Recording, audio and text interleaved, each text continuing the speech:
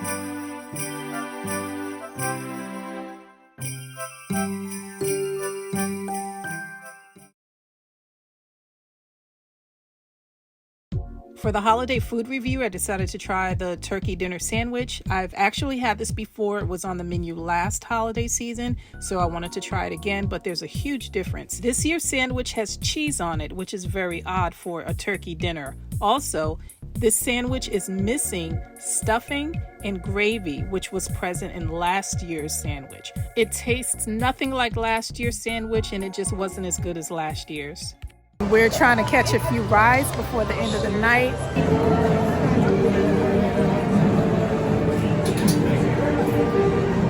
And this is the express queue. We finally got the best row on Transformers, which is row number 1 in the back.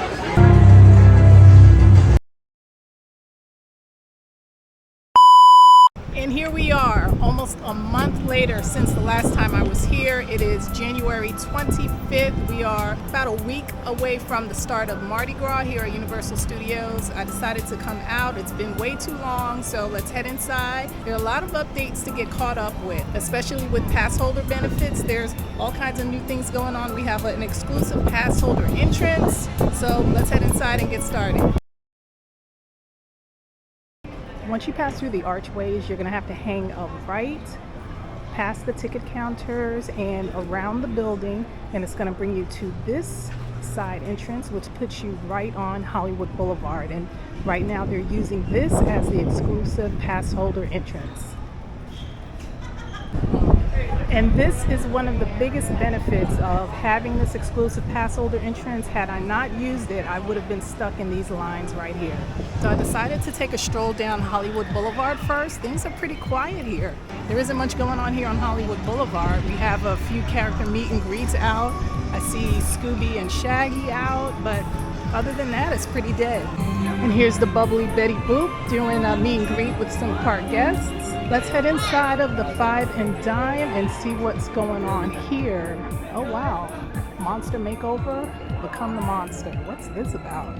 I wonder if this has anything to do with the Universal Horror Makeup Show. Maybe they're setting up something to where park guests can come and get their faces made up like one of the Universal monsters or something. You never know. I'll be keeping a close eye out on this update, and I'll bring you all the deets as soon as I get them.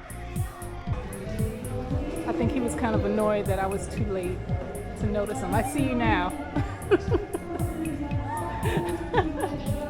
I don't really see much going on here in the Five and Dime. There's lots of Universal Monsters merch like there always is, but I'm thinking that there may be a change coming soon to the Five and Dime, not just this monster makeover thing that's coming soon. There might be something else going on, especially with us getting so close to the opening of Epic Universe with the Dark Universe and Universal Monsters over there. I don't know, I just feel like there's a lot more to come with Universal Monsters in this store. We'll see. Can you pick up the pass holder lanyard here? Oh, okay. Awesome. Thank you so much. I appreciate it. Thank you. You too. And we've got the brand new UOAP pass holder lanyard.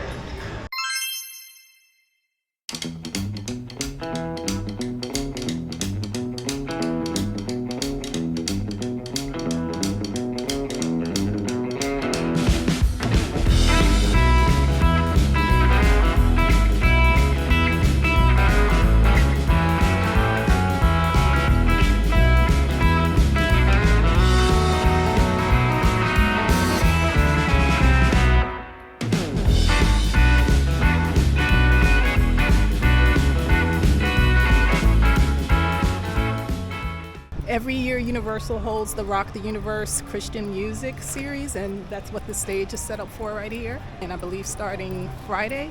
I haven't been to this section of the park in what seems like months, and I'm here now and I'm looking like, whoa, look at all the progress.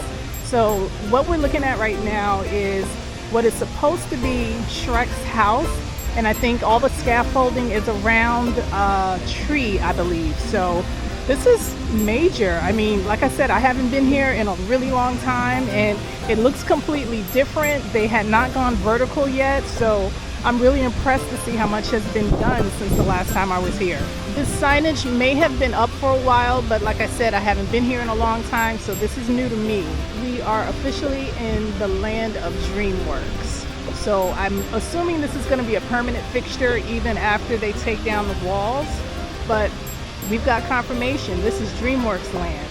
Now that we've gotten a little bit closer, we can see just a bit more detail, and you can definitely make out the tree trunk shape.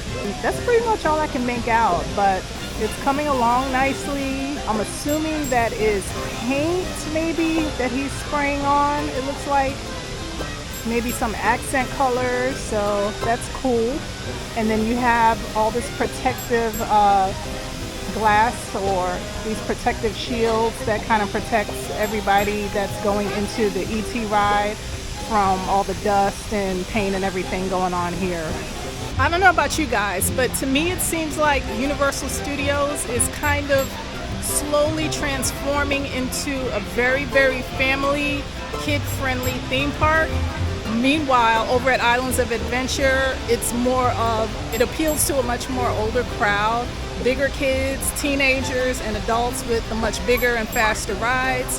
And then you have Universal Studios, which will feature a lot of kid-friendly, family-friendly IPs. You have DreamWorks, you still have SpongeBob SquarePants, you have all the character meet and greets, then you have the Wizarding World, and then a few other things sprinkled in. So all in all, you're gonna have the best of both worlds here at Universal Orlando Resort. Universal Studios, more family-friendly, kid-friendly, and then you have the island side, which is for your big thrills. So I'm excited for it, and I think it's an awesome update. And then keep in mind, I don't want to talk too tough about rumors, but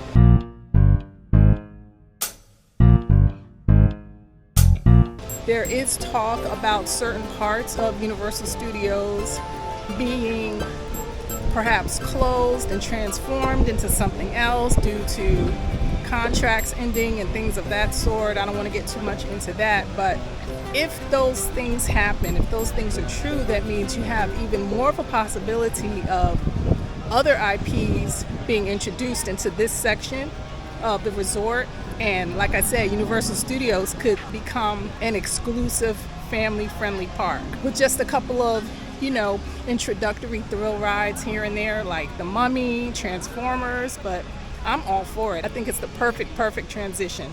Here we are entering Springfield, and you can see a few food booths. And if I'm not mistaken, this was from HHN, and it was the Yeti. And now we have it here as a food booth for Mardi Gras.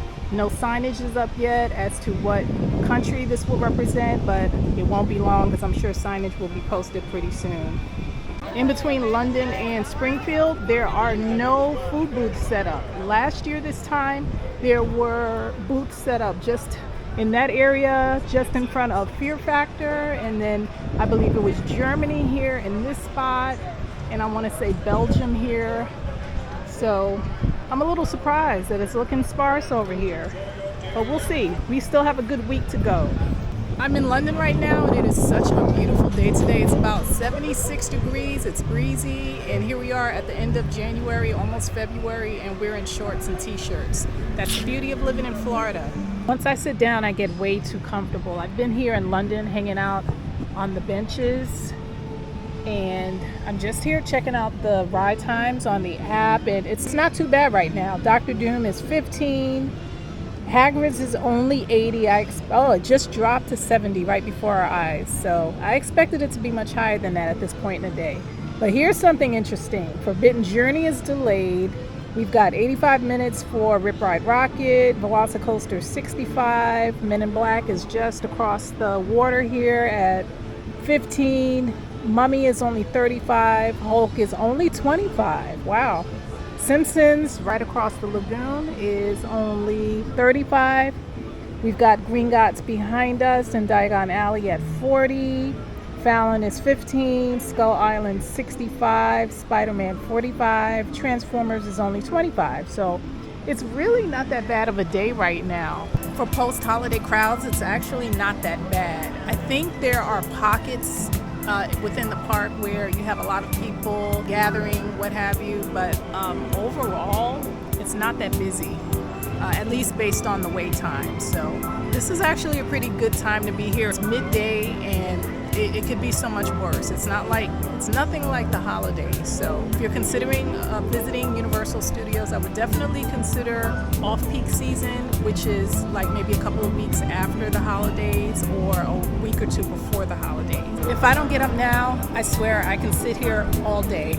So I'm gonna get up and start making my way into London, and then we'll take a peek inside Diagon Alley.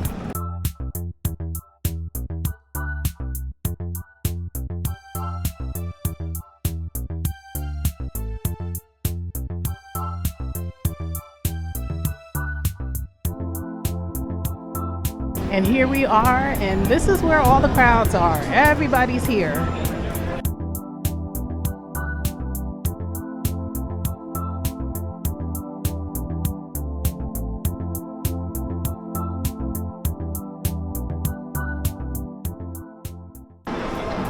This place never gets old. No matter how many times I come, it's like the very first time stepping into Diagon Alley. Beautiful. Right now, Gringotts is only a 40-minute wait, but we're not doing that right now. 40 minutes is not that bad, but too long for us right now. Just across from King's Cross Station, there is a food truck, and obviously this is going to be set up for Mardi Gras. No signage as to what country this will represent, but I know signage is coming soon because we only have about a week, just a little bit over a week before Mardi Gras begins. Here's something new. I don't recall ever seeing this scaffolding here, but it looks like this may be just a connection for electrical wiring that may have something to do with the set enhancements that are in progress behind that construction wall there. So I guess that's just a temporary thing. Here we have another section of San Francisco that is behind construction walls. There's tarp covering the building, and I think this is the building where the restrooms are. I'm wondering if they're still opened. Oh yeah, There's a cutout for the restrooms, so the restrooms are still accessible, although they're doing construction here. Let's make a pit stop over to the lagoon. As you can see, the water levels are pretty low, and that's so that team members can access the lagoon area and all the paneling and conduit. But as you can see, they are actively working on things here, so I'm excited to see what's gonna become of this area here. My guess is that perhaps by the time the new DreamWorks section opens up, maybe this will open around the same time. I can't imagine that they would not include some type of DreamWorks display here in the laser light show. So I'm looking forward to that. If you remember last year's Mardi Gras, this section is where the Puerto Rico food booth was set up, and this year it is Colombia. In between Transformers and Gramercy Park, we have 2 more food booths, obviously set up for the New Orleans menu selections, I'm sure. We have one of them that looks like the French Quarter building. And then as we approach the corner, you can see 2 more food booths. So we're gonna have quite a few selections in this area, as we usually do every year. Every year, the Mardi Gras concert series is held right here at Music Plaza Stage, and this year's no different. Once again, Universal has put together a great lineup of performers, including one of my all-time favorite bands, Casey and the Sunshine Band. I don't like to read too much into rumors, but there has been talk of Rip Ride Rockit possibly closing, whether it's for refurbishment or a completely new attraction. I'm not sure. I'm gonna have to look into that. But what do you guys think? If they were to remove Rip Ride Rockit and replace it with something, what do you think that it would be?